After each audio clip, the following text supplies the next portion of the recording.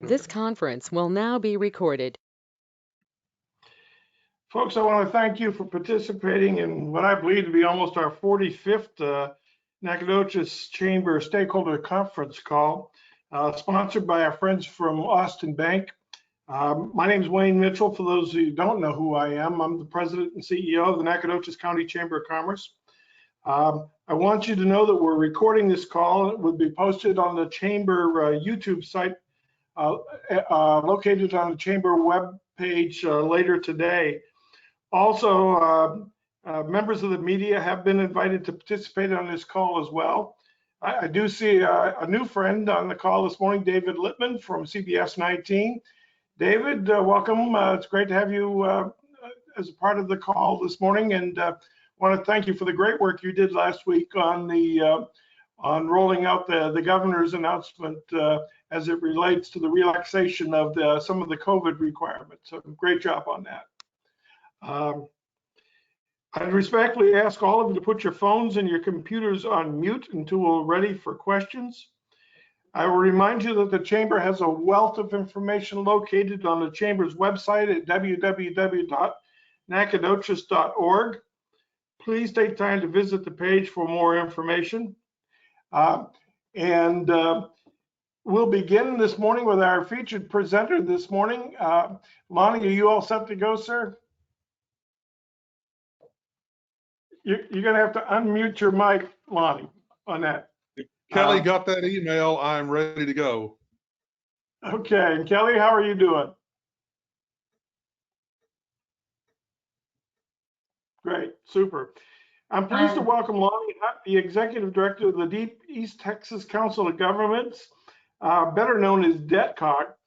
DETCOG brings counties, cities, school districts, and other local governments across a 12-county region to work together to coordinate regional planning, provide important services, promote economic development, and improve the quality of life for residents of our region.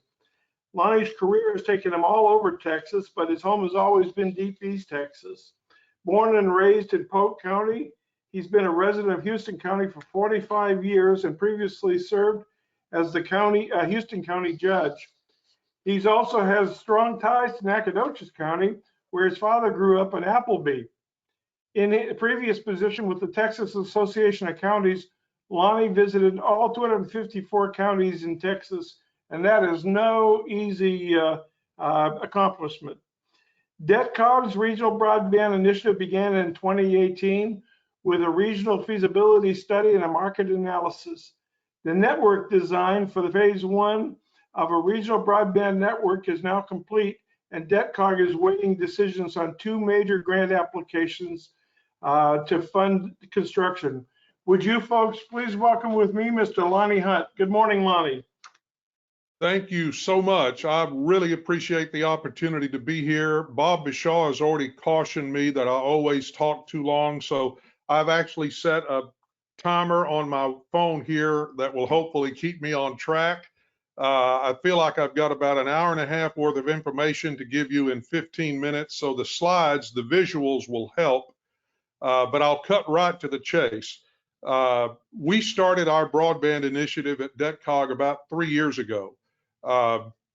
It's a good thing we did, because with all the events that have happened in the last year or so with the COVID pandemic and all the other disasters and issues and emergencies we've had, it's only heightened the need for this. I will say that I'm very enthusiastic. That enthusiasm is tempered by reality. When we started this thing 3 years ago, it was a very, very scary project to me, way outside of my wheelhouse and our comfort zone. But it became obvious that if we didn't do it, no one else was going to in our particular region. And so it had to be done. What I've learned over the last 3 years is, while it's still a big and scary proposal, it's very, very doable. And the more I learn, the more I'm convinced that it can be done and it must be done here in Deep East Texas. So DETCOG is trying to be the party that brings all the people together that are needed to make broadband a reality for all of Deep East Texas. Why you can go to the next slide. Thank you, Kelly. Why do we have to do this? Several reasons. And they're on the next slide. Number one, our region is suffering. We are a historically economically depressed region. 6 of our 12 counties have declined in population since the last census. 10 of our 12 counties have a higher unemployment rate than the rest of Texas and the nation. All 12 of our counties compare poorly with the state and nation on household incomes and median family incomes. Our students need it. We've seen the need. We hope we go back to normal, but we know now that we have to be prepared for things like remote learning. That can't happen in Deep East Texas with our current technology issues. Students in larger urban and suburban areas have opportunities for online learning that our students don't, because our schools have great internet, but the students and most of the teachers do not have it when they go home from school in the afternoon. Our health depends on it. You know, we have a shortage of doctors in Deep East Texas. We're not alone. This is a problem in rural America in general. Telemedicine can be the answer, or at least a big part of the answer, to our healthcare needs in the future. But again, your doctor can have the best internet available at their office, but if you don't have the same quality connection where you are at home, then you don't have the ability to have that real-time two-way conversation with your doctor as if you're sitting there in the same room with him or her. So it's important that we get coverage out to everybody. Broadband, in my opinion, is a basic building block for our future, and we just have to get it done or we're going to suffer. It's only going to get worse. Next slide. We started with some core principles and we have not varied off of those principles. Number one, everybody, every single home and every business in our region must have access to affordable and reliable broadband. It has to be affordable, because the reality is, in a region like ours, even if it's available everywhere, if the cost is not affordable, too many of our people will not be able to take advantage of it. It has to be reliable and redundant. The redundancy is a huge thing. Right now, we have a lot of people that have access, but when one line is cut somewhere, it's gone. And they don't know if it's gone for a few minutes or a few hours or a few days or possibly even longer. We have to build in redundancy so that when an issue happens, because they will happen, there is a way to feed the signal back through a different direction to keep the downtimes down. And we have to have better than the minimum. The federal government just increased the minimum definition of broadband from 10 megabits of service to 25 megabits of download service. 25 is certainly better than 10. It's still not enough. And while it may be adequate for some folks today, it will not be adequate for many folks in the future. Technology is changing at a rapid pace. The acceleration of the new technology is incredible. So we have to go into this saying we have to do better than the minimum, or else we will always be behind and trying to play catch up. Next slide. 3 years ago, we started with a regional study, a regional feasibility study and market analysis. We have completed that. We've now moved on to the network design phase, and we have completed the design of phase 1 of a proposed regional network. We have 2 major grant applications that we've submitted. We're just waiting to hear the results of those. If we get them, it's going to fund construction of phase 1, which you'll see in a few minutes is going to be huge for our region. We have procured a grant administration firm to help us with this whole process to manage, because it's a big process. We've procured an engineering firm that's done the network design for us. We have procured a legal firm in Washington that specializes in communications and broadband issues to help guide us. We have brought in the best experts we can find to make sure we do this right. And when it's done, it's something that will work and we can all be proud of. We've also been able to hire a broadband project manager. This is a contract position, that we funded through a federal grant, and Mickey Slimp has come on board with DebtCog. While he's a contractor, for all intents and purposes, he's full-time assigned to DebtCog and has a wealth of experience on broadband in our particular part of the state, East Texas. Next slide. I talked about the regional study that we started with. We contracted with Encode Consulting, which is a division of Ericsson, one of the worldwide leaders in technology. They performed a feasibility study and market analysis. A lot of what we got out of this study are things we already knew, but it confirmed what we knew and it documented what we knew, and it gave great credence to what we thought we already knew, which was important to us. Number one, a majority of our residents do not have access to broadband. Those that do pay significantly more for it than our counterparts in urban Texas. And number three, yes, we can do something about this problem, but it requires a regional solution, or else we will never be able to solve it where we don't leave anybody behind. We have to leverage the entire region in order to be able to guarantee service to every single household in the region. Next slide. This regional study also showed us the huge benefits of getting this done. With broadband in our region, the study projects 10,300 new jobs over a 10-year period. That is definitely a game changer for Deep East Texas, with an increase in our GDP growth over those 10 years of $1.4 billion, plus a huge societal impact in areas like education and healthcare. The next slide, it will show you the different sectors that stand to benefit the most from broadband. And on this next slide, there are two different arrows, one going up, which represents the economic benefit, and one going to the right. I think we skipped a slide there, Kelly. And maybe somehow it just fell off the wayside. Never mind.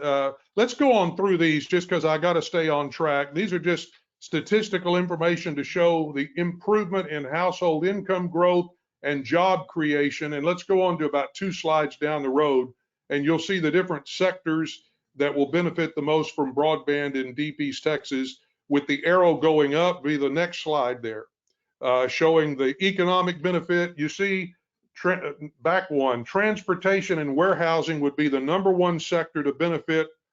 We're going to get on this thing in a second. It's the slide that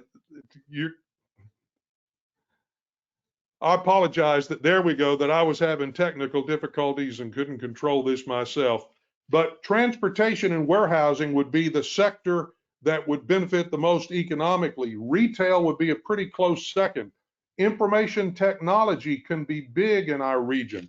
Going to the right, you see the societal benefits, with education way out front and healthcare not too far behind.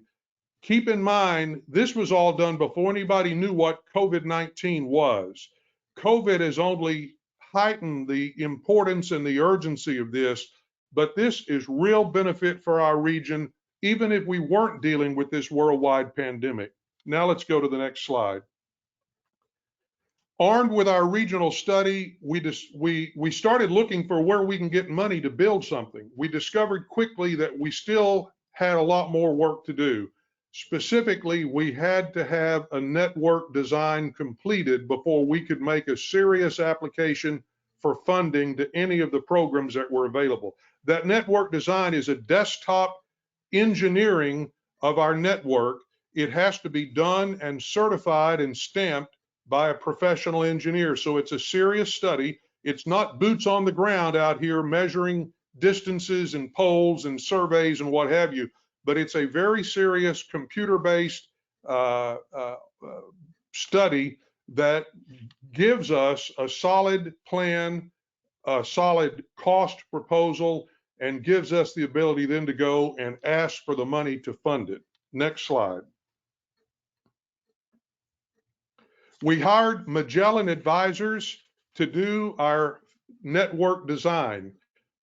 We pivoted shortly after we hired them because this new funding opportunity popped up. It is CDBG mitigation funds. They come from HUD originally. They flow through the Texas General Land Office. It's because of past disasters: Hurricane Harvey, 2016 floods, 2015 floods. CDBG money targets low-income households. So to maximize our score, we have to target low-income households in our grant request. This slide you're looking at shows the HUD-defined low-income households in red. Those are the ones with more than 51% of residents meeting the definition of low to moderate income. Our goal was to target those particular census tracts and serve them. We had to have a contiguous service area, so we have to use adjoining census tracts to pull all these together. But the next slide will show you the result of our proposed service area in phase 1, which targets these LMI census tracts.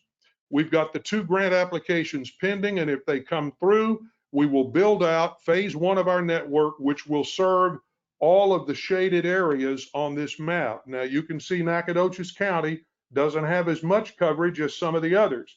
Just so you know, this is all legit. Houston County is over here to the far left. That's where I live.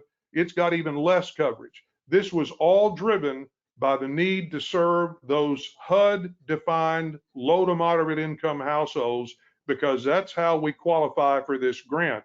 The beauty of it is we'll still be able to serve a lot of other people, and it would give us a framework where we could eventually reach our dream of having service for the entire region, every household, every business.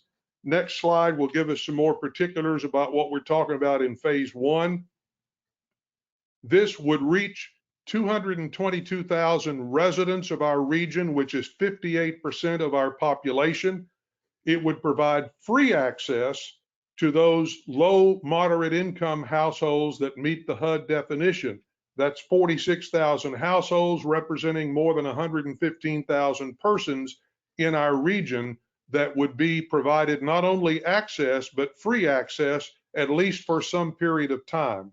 It would give us redundant fiber across all 12 counties with at least 3 interconnections. That's the point where the internet comes into our system from the outside world. It would give us 608 miles of fiber backbone. We would literally deliver the signal to the homes using a good wireless technology, which would give us between 50 and 100 megabits of download speed.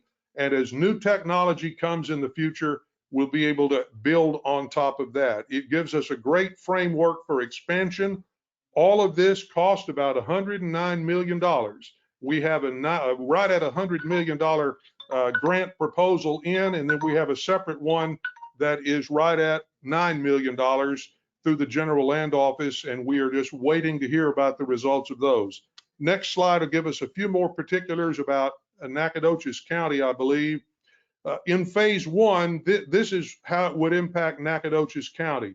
Total population in the county that could be served was just under 38,000. It would serve an LMI population in Nacogdoches County of over 20,000, which represents 54% of the LMI population in the county. We would literally be providing service to 8,232 low-income households, 46 miles of fiber, 26 towers, 182 base stations, and 5 microwave links to make all this happen within Nacogdoches County. Next slide will give us a breakdown of the entire region. And I won't spend a lot of time on this because I'm basically out of time, but I have saved a little time for questions. But you'll see county by county, some of our more rural poor counties that need it the most will be covered 100% in phase 1, like Sabine County and St. Augustine County and Trinity County. Newton County would get about 91% coverage. So this does a lot for everybody. It targets those more rural that need it the most. I've told people from the start, this is a huge undertaking. And the old saying about how do you eat that elephant? You eat it one bite at a time. The beauty of this program, if we can land these grants, is it allows us in the first bite out of that elephant to consume 58% of the elephant. Whereas other more traditional grant sources that we might go after, we would be taking much smaller bites and doing it much more incrementally. So this is a huge opportunity for our region, and we certainly hope we are successful. Next slide.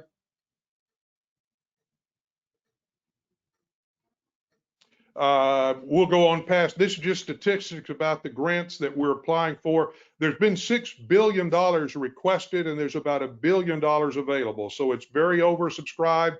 We think we have strong applications, and, you know, say a prayer, light a candle, cross your fingers, whatever you can do for us. Next slide. I'm just going to close with this slide and then see if there are any questions I can answer. I could talk all day, literally. Some positive things that happened. There's no question there's much increased awareness about the need for broadband, particularly in rural Texas, at both the state and federal level. There is additional federal funding available in the omnibus spending bill that they just passed out in late December, and there's more in this COVID stimulus bill. So there's going to be more federal resources in particular put into this program. The state is working on developing a state broadband plan, which is really important. Remains to be seen how much money the state of Texas will invest, but we've got to get some kind of a plan in Austin, because some of these federal grant programs, one of the boxes you check off on the application is, does your state have a state broadband plan? If the answer is yes, then you pick up 10 bonus points. If it's no, you lose those points, and it makes people in Texas very uncompetitive with the rest of the country. We've seen groups like the Texas Rural Funders, and the TLL Temple Foundation is a big part of that organization. It's foundations across the state that have really helped us shine the light on this problem and focus resources to help develop solutions. We have a number of legislative initiatives. The two highest profile bills in the Texas legislature are Senate Bill 5 by Senator Nichols and House Bill 5 by Representative Ashby. And they're very much alike, a few differences, but very much alike in creating a broadband office in Texas and requiring that a broadband plan be developed for the state.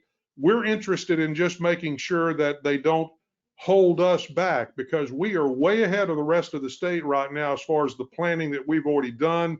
And we can't afford to be derailed and sidetracked for a couple of years while the rest of the state tries to get a plan together. There have been RDOF awards, which you may have heard of, Rural Digital Opportunity Fund by the FCC. One company in particular, Charter Communications, has received a lot of money, about $85 million, to serve our region. We see that as a positive step. We support what they're doing. That's not going to deter us from what we're doing. They're not trying to serve every single household in our region. We are. But I've said this before, and I'll say it again. People will be best served when they have more than one option for broadband. They will get more competitive pricing. They will get better service. So with that, I'm going to pause. I actually have more I could show you and tell you, but I've reached my time limit, and I know there may be some questions that I'll try to answer, Wayne. Well, thank you, Lonnie. And we do know that most of us are aware that the governor has made broadband in rural Texas a priority. So hopefully what they're doing on the state level will complement the great work that DETCOG is doing on the regional level. We appreciate your I've had an opportunity to sit through a couple of your meetings, and I've been very impressed with the progress you've made. Questions of Mr. Hunt? Please unmute your mic, please. I just have a quick one. This is Donna from Channel 9. Hi, Donna. Go ahead, Donna. Hi. What's the timeline on this, Lonnie, as far as when do you think you might hear yay or nay? We have two different grant applications because of the multiple programs there are. And one program, which is a smaller program, was for 2016 flooding. And Newton County was a really high priority county in that grant competition. So we created a separate application specific to Newton County. And then the 12 county program is under the Hurricane Harvey program. We think we're going to hear something on that Newton County application possibly by the end of this week. For the Harvey, the bigger program, which goes into all 12 counties, the original intent of the GLO was to have this out by the 1st of April. Honestly, I don't think they're going to make that. They got a lot of applications, a lot of things to review, but probably at least a couple of months down the road on the big one. Great. Thank you. Thank you, Donna. Peter Fernandez, you had a question? I do. The cost for the end user, has been on any deployment with wireless, you have to have a device, in this case, a router that will allow the end user to connect to it. Have you accounted for that for the rural, the less fortunate people to be able to afford that? It'd be great to have a service for $10, but $100 to get into would be prohibitive. Yes, we have, and the grants that we've applied for would provide the funding so that all those 40, I think it's 44,000 and some odd households, which represents about 115,000 population, those folks would have zero upfront cost and zero monthly cost for some period of time, probably 6 or 12 months. But that would allow us also to try to sign them up on various programs that are available through the FCC and other government agencies that would help pay their monthly cost moving forward. But up front, they would have zero cost to get on board. All right. And as far as the areas where you may have competition with local or regional providers that are already in place, how are you going to account for that? I mean, the free service versus the company that is trying to provide a for-pay service, which has already invested a great deal into the area. What is the plan in place to avoid competition and to avoid confrontation? Well, we certainly are trying to avoid confrontation. I don't know that we can avoid competition, and I don't know that that's a bad thing. Again, if we all end up with just one provider of broadband, we're going to pay more and we're going to get less quality service. And that's just the reality of the business world that we live in.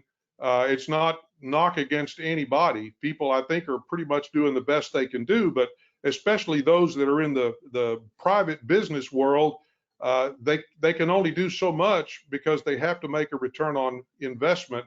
And that's why we don't have broadband through much of our region right now, because it is absolutely impossible to make a good return on investment in these sparsely populated rural areas. Great. Thank you very much. Lonnie, we're going to have to move on with the agenda, but I do want to thank you for bringing us up to speed on this and let you know that if the chamber or any of our other community partners can help you in this initiative, please let us know here. We're all very interested and invested. Thank you all so much for inviting me. And you're certainly welcome to stay with us. And now I'll welcome with us our Nacogdoches City Manager, Mario Canizares. Good morning, Mario. Sorry, I was muted. Good morning, everyone. How's everybody doing? My report will be real quick, just kind of give the group an update. We just finished our staff meeting a few moments ago, and we're just going through a number of changes that was going to happen around city departments and city operations. Given the governor's mask order, releasing the mask mandate starting tomorrow, we're going to basically be modifying slightly kind of how we're approaching things. Basically, the premise will be that our city staff will still be required to wear masks if they can't socially distance. So there will be no change in regards to city staff, but in regards to the public, as we re-sign things, that will be optional. So the verbiage on the signage will change from required mask to suggested or encouraged, but again, not a requirement for the city, for the public as they interact with city staff. Certainly, we will still maintain the messaging with social distancing and hand washing, sanitizing, et cetera, but the mask requirement will be modified, and you'll see new signage going up probably today in anticipation for tomorrow. In regards to city operations, we will begin opening up all of our facilities. All of our facilities have been open to the public, but certainly just as the public becomes more comfortable getting out, we will have certainly all of our facilities open, ready for business. A lot of our programs, as far as for later this spring and summer, our sports camps, sports seasons, all the various programs that we have for library, recreation, the other programs, those will all be resuming. So that will be forthcoming. You may notice as you enter into the library or you enter into the recreation center that there may be some things that are still socially distanced, but we will be open for business and again resuming some sense of normalcy. What we do ask though is that the public certainly if you can wear a mask, you do, but we're not requiring it to happen. So we are moving forward and making sure that our staff is kept safe and providing that service to the public as we move into this new season. And that's all I have. Well, thank you very much, Mario, for that report. And I do want to let folks know that we do have an abundance of N95 masks here at the chamber. If somebody wants to come over and pick up a box, you're certainly welcome to do that. Thank you very much, Mario, for that update. And Wayne, one quick thing, that people who do enter our city facilities, if they come and they don't have a mask, we will have masks available to them. So again, we have plenty of supply as well, and we'll be happy to share with the community as they need one. Fantastic. I can remember last year at this time when we were all scrambling trying to find any mask, let alone an N95, and now it seems like we've got an abundance of them. I'm pleased to welcome this morning the President and CEO of the Nacogdoches Economic Development Corporation, Larissa Philpott. Good morning, Larissa. Good morning, Wayne. Just another brief commercial about getting the second round of those PPP loans in. I believe today is the last day of the period that was set aside specifically for very small businesses. The federal government calls them very small businesses. To me and you, that's most of our businesses in Nacogdoches County. Those are businesses less than 20 employees. They have until today to apply for just this special window. I believe those applications are open until the end of the month, but as of right now, you're not fighting with major corporations to get those applications in. And then next on our list, we are looking at the federal stimulus bill that is expected to be voted on and approved this week.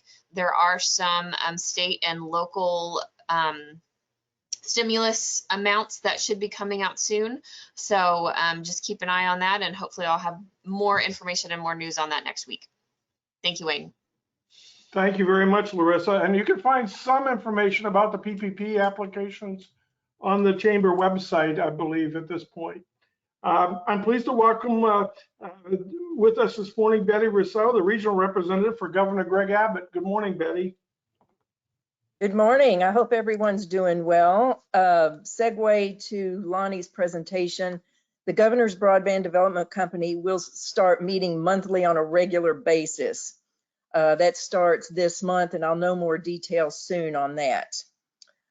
Just some quick highlights on some funding opportunities.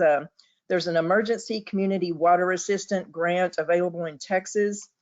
It's the Emergency Community Water Assistance Program that helps eligible rural communities prepare for or recover from an emergency that threatens the availability of safe, reliable drinking water. And I'll send Kelly all of these updates so she can put on the website whatever she would like. There's the disaster loan assistance available for Texas businesses and residents affected by severe winter storms. Low interest federal disaster loans are available to Texas businesses and residents as a result of President Biden's major disaster declaration. There's a winter storm recovery funds for Texas agricultural producers. It's a Replant Texas campaign, which is pooling funds available to farmers at low or no interest to support replanting crops and restarting food systems damaged by Winter Storm Uri. There is an FCC Emergency Broadband Benefit Program, which was established on February 25th. The FCC established the Emergency Broadband Benefit Program, a $3.2 billion federal initiative to provide qualifying households with a discount up to $50 per month on internet bills and a one-time discount up to $100 on a computer or tablet. There's the FedEx Small Business Grant Contest, which is open through today. Today is the last day. It's let's see, it's small businesses can apply to win up to $50,000 to help their businesses recover and grow. Some of the past winners have used the funds to develop websites or purchase new equipment or hire employees, expand into new spaces, just all sorts of different things. And going on what Larissa was saying, yes, the eligible businesses have until March 31st to apply. One last thing, the Governor's Small Business Webinar Series, the next webinar is March 31st from 1 to 2 p.m. It's a free webinar. This upcoming one is Business Strategy and Cash Flow Management. It will provide timely, relevant, actionable advice to create a business strategy tailored for 2021. Attendees will be provided with tools and resources to implement effective cash flow management. And there will be a question and answer period at the end with the panel. And the registration will be coming soon on that. And that's it for me. Thank you. Thank you very much, Betty. Appreciate that. Representing the Texas Forest Country Partnership, please welcome the President and CEO, Nancy Wyndham. Good morning, Nancy.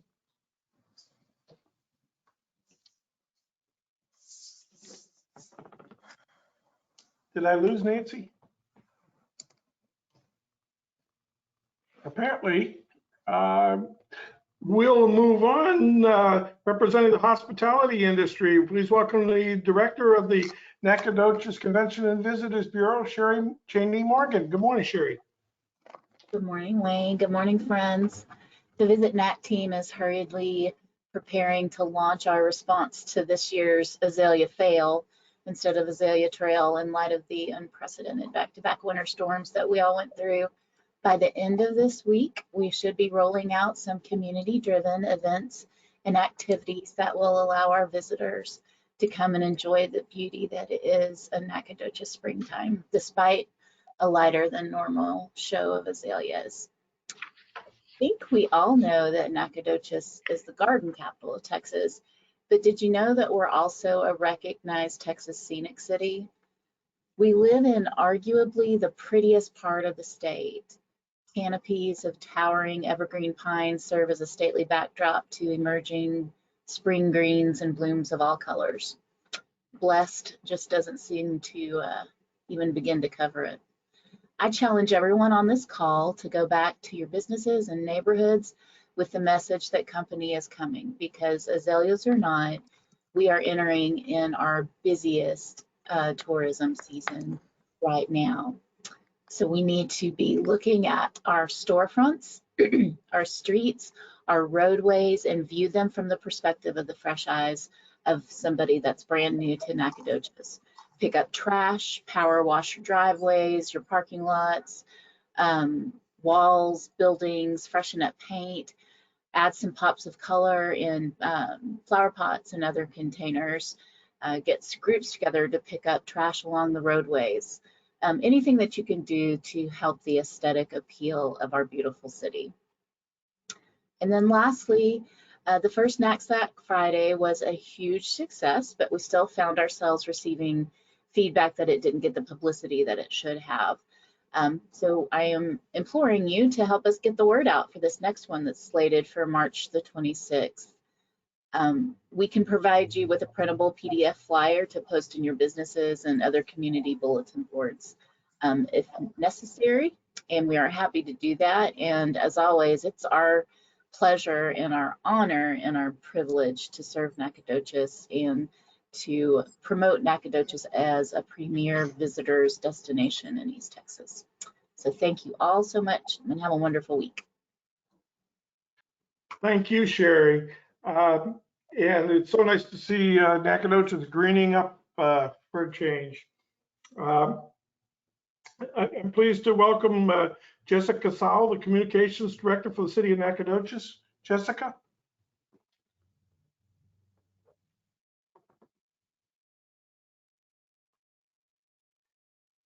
Nancy Wyndham, were you able to rejoin us?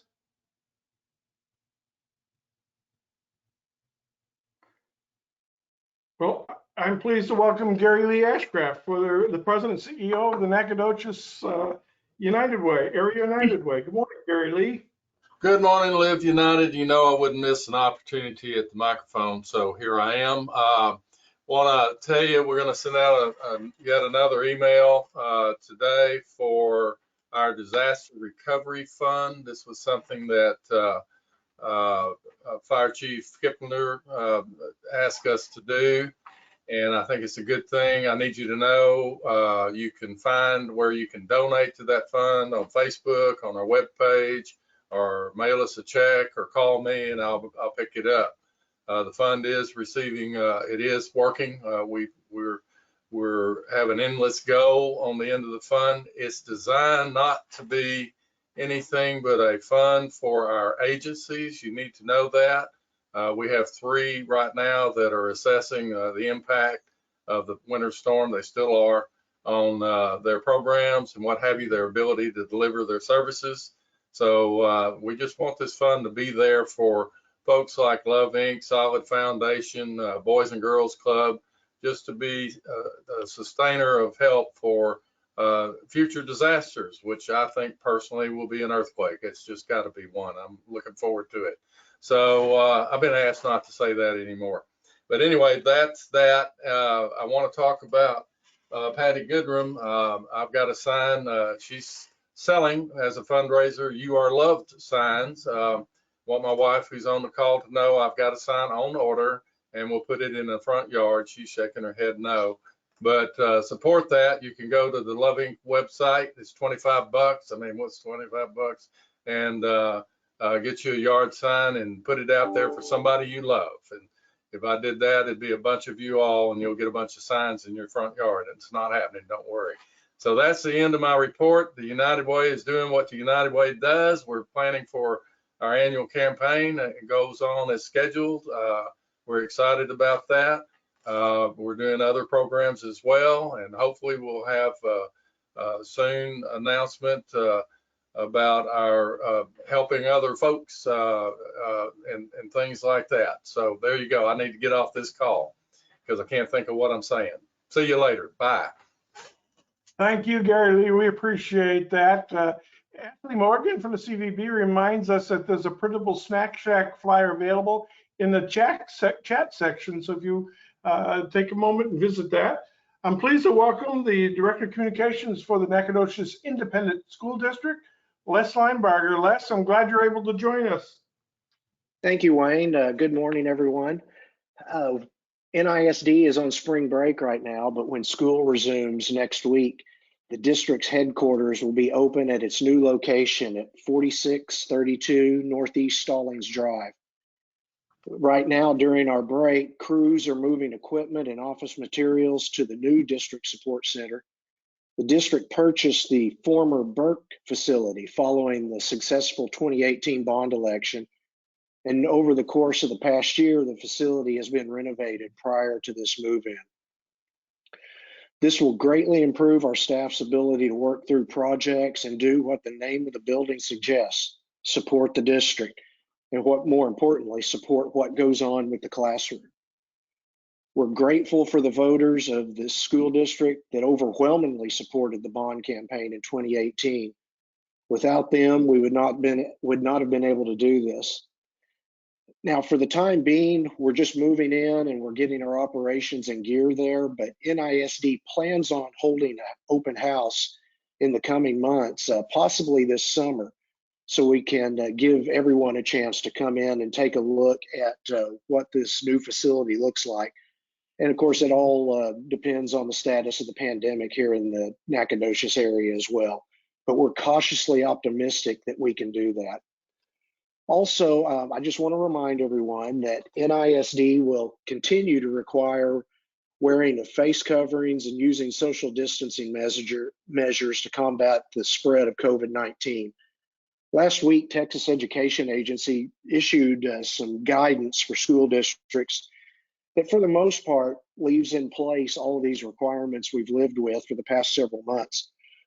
They did give school boards the opportunity, if they want to step in and take action to remove the requirement of a face mask for a particular school district. But for the time being, NISD wants to continue to do what we've been successful with for the past several months. And we certainly hope that sometime in the future, hopefully in the near future, we'll be able to make some changes and ease up on these restrictions. But for now, we're going to continue to follow the guidance that we've had in place since we restarted school back in September. Wayne, thank you very much. As always, it's great to be a part of this. Les, thank you for joining us, and we're looking forward to seeing those school buses running around town next week. I believe that concludes our reports, unless anybody else has any announcements to make on the call. If you do, please unmute your microphone.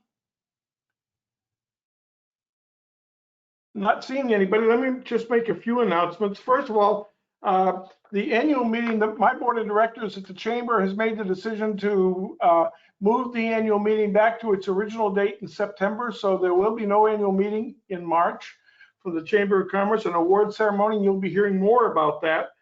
I'm unbelievably excited to announce that the Texas Blueberry Festival and the Blueberry Bluegrass in the Park is a go. On June 11th and 12th, we're going full blast with the planning on that. It's sponsored by Tipton Ford, and the Bluegrass concert is Rex Perry, and we're really excited about the plans moving forward on that. Do want to let you know that we're pleased to have Austin Bank sponsor these calls. It takes some time and effort to get it together, and we do appreciate their involvement. Operation Thank You will take place a week from tomorrow here at the chamber. We're still looking for folks to volunteer about an hour and a half of their time and their cell phone to come over to the chamber to work in a very COVID safe environment to help us thank the literally hundreds of chamber members for their involvement in this organization. And I want to thank once again Lonnie Hunt for being a presenter here today. You did a great job, Lonnie, and I'm confident that we'll have broadband in East Texas here very soon, thanks to the efforts of DebtCog and your great people. Thank you very much. And to all of our presenters and all of you that took time to join us this morning, thank you very much for being here, and we'll look forward to talking with you next week. This concludes our call.